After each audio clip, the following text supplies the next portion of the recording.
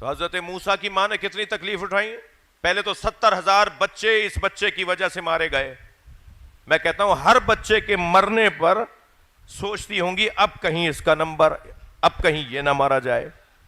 یعنی 70,000 بچے روزانہ، وہاں 1000 مار دیے، وہاں 2000 مار دیے. خبریں آتی ہوں گی نا، میں تو یہی سمجھاؤں بات کو. تو یہ سوچتی ہوں گی کہ اب کہیں میرا بچہ نہ مار دیا جائے، اب کہیں میرا بچہ نہ مار دیا جائے. اور جب دنیا میں آ گئے تو بچانے کے لیے کتنے اہتمام کیے ہوں گے، کیسے بچاؤں.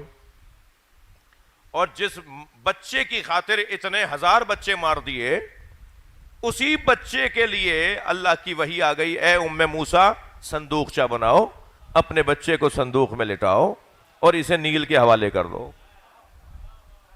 اب ماں وہ بھی اتنے سے بچے، یعنی نونہال بچے کو، شیرخوار بچے کو کیسے نہر کے سمندر کے حوالے کر دیں، دریائے نیل کے حوالے کر دیں. مگر ماں ہو تو ایسی، اور یقین جانے جن کی ایسی مائیں ہوتی ہیں ان کے ایسے ہی بچے ہوتے ہیں. پھر حضرت موسیٰ جیسا بچہ سامنے آئے گا، فوراً آواز آئی گھبراؤ نہیں، ہم تم سے وعدہ کرتے ہیں یہ تمہاری گود میں واپس آئے گا. جب حضرت ام موسیٰ کو اوحینا الی ام موسیٰ، قرآن کہہ رہا ہے ہم نے ام موسیٰ پر وحی کی کہ بچہ تمہاری گود میں واپس آئے گا، اسے صندوق کے حوالے کر دو. حضرت ام موسیٰ نے صندوقچہ بنایا اور بچے کو، حضرت موسیٰ کو صندوقچے کے اندر لٹا دیا اور دریا کے اندر صندوقچہ بہا دیا. اب صندوقچہ تیرتا ہوا جا رہا ہے، پانی کے اندر تیرتا ہوا جا رہا ہے. یہ کنارے کنارے چل رہی ہیں، یہ کنارے کنارے چل رہی ہیں کہ کب میرا بچہ میری آنکھوں سے اوجھل ہو.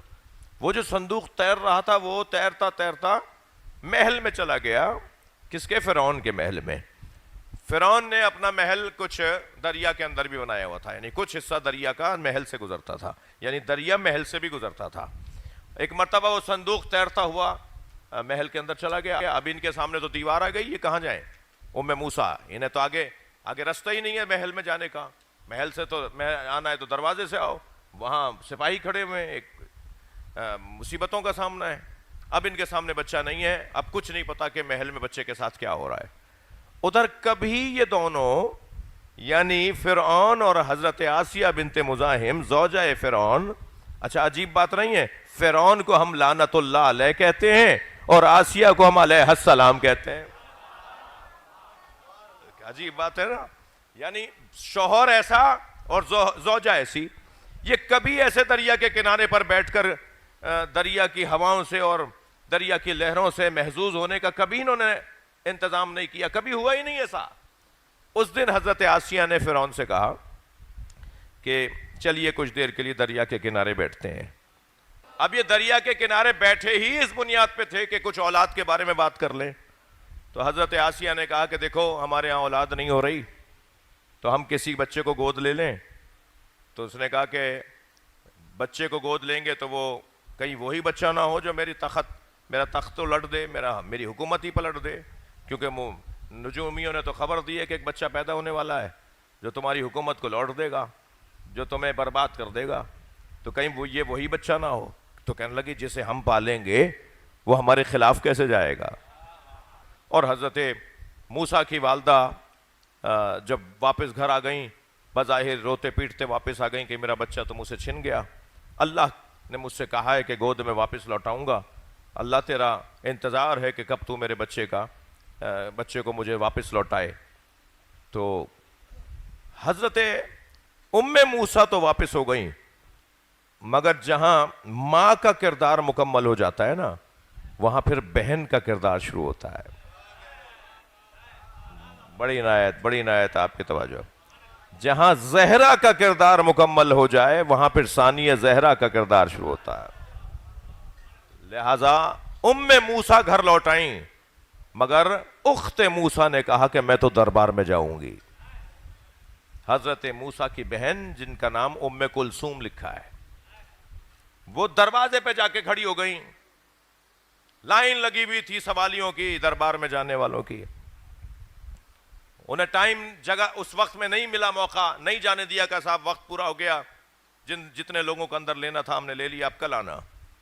اب یہ کل پھر آ کر کھڑی ہو گئیں دروازے پر. اب ان کا نمبر آیا، یہ اندر گئیں. اندر جو گئیں تو دربار کی جتنی عورتیں تھیں سب ایک ہی بات پر پریشان نظر آئیں کہ وہ جو کل بچہ آسیہ نے اور فرعون نے گود میں لے لیا اور اس کو پالنے کا ارادہ کر لیا کہ ہم ہی اسے پالیں گے، یہی ہمارا بچہ ہوگا، وہ تو کسی سے دودھ ہی نہیں لے رہا،